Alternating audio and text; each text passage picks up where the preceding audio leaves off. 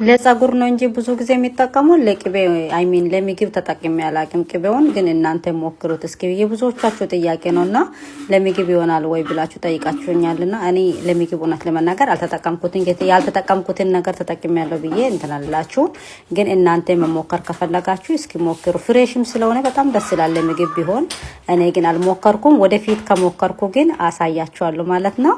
እኔ ለጸጉርና ለቡና ተጠቅሜ አውቃለሁ። ቅቤ ለቡና በጣም አሪፍ ነው። የራሱ የቡና ቅመሞቹን ብቻ ጨምራችሁ ከዛ ፍሪጅ ውስጥ እያስቀመጣችሁ መጠቀም ማለት ነው። 1-2 ቀን ታስቀምጡና ከዚህ በፊትም ሰርቻለሁ ይሄንን ቪዲዮ ከፈለጋችሁ ደግሞ በድጋሚ ሰራለሁ። የቡና ቅቤ ደግሞ ለምግብ የሚሆን ከሆነ ይሆነዋል ማለት ነው። እኔ ለቡና ተጠቅሜ ያለው ለጸጉሬ ግን ሁሌ በቃ በወር አንዴ እኔም ቢሆን ልጄን ሳልቀባት አልተውም። ምክንያቱም ቅቤ በጣም አሪፍ ነው። ቅቤውን በጣም ነው የሚወደው። ሽታ የምትሉ ሰዎች ደግሞ አይ ቲንክ ሶ ሽታ ብዙም የቅቤ ብዙም ሽታ የለውም። ልክ እንደ ሀገር ቤት ቅቤ አይደለም።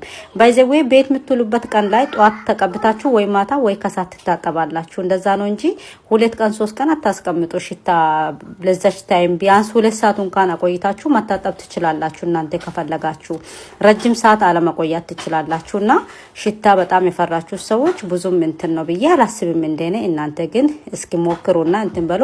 ከዛ ደግሞ 2-3 ሞክሬያለሁ ለኔ ጸጉር አይስማማኝም አልተስማማኝም የምትሉ ሰዎች አሉ። ካልተስማማችሁ ቅቤው ብቻውን ካልተስማማችሁ ቡና ጨምራችሁ ሞክሩት። እሺ ቡና ጨምራችሁ ስትቀቡ ማይስማማ ከሆነ ሽታም ደግሞ እንደዚሁ ለጸጉራችሁ ካልተስማማችሁ እንደዚሁም ደግሞ ቅቤ ግን መቀባት ፈልጋችሁ ቅቤው ከሆነ ያልተስማማችሁ ቡና መጨመር ትችላላችሁ። የተለያየ የሚስማማችሁን የቅባት አይነቶች እንቀላቅላችሁ መጠቀም ትችላላችሁ። በዛ ካልተስማማችሁ ኦሬዲ ምንም ማድረግ አልችልም።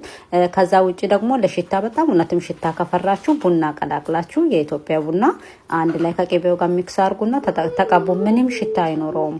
ከዛ ሻምፖና ኮንዲሽነር በደንብ ሁሌት ተጠቅማችሁ ሽታውን ጥርግ አድርጎ ያወጣላችኋል ማለት ነው። በጣም አሪፍ ነው። ከዛ ውጪ ደግሞ ዲፒ ኮንዲሽነር እንደዚህ የጸጉር እንትኖቹን ብትጠቀሙ ሽታ ያለውን ስፕሬዎቹን ብትጠቀሙ ሽታውን ያጠፋል ማለት ነው። በተለይ የቅቤና የሽንኩርት እንትን አሁን እኔ እዚህ ጋር ኮኮናት ኦይል ጨምሬ ነው የሚቀባው። ለማይስማማችሁ ሰዎች ኦይል እንደዚህ ቤት ውስጥ እንትን አዘጋጅታችሁ ወይን ገዝታችሁም ቢሆን ለእናንተ የሚስማማውን ቅባት ቀላቅላችሁ ተቀቡና ሞክሩ። መልካም ጊዜ መልካም ቀን ይሁንላችሁ። እዚህ ጋር ለፊቴ እየቀነስኩ ነው። ዳና ዋሉ ባይ። መልካም ጊዜ ይሁንላችሁ።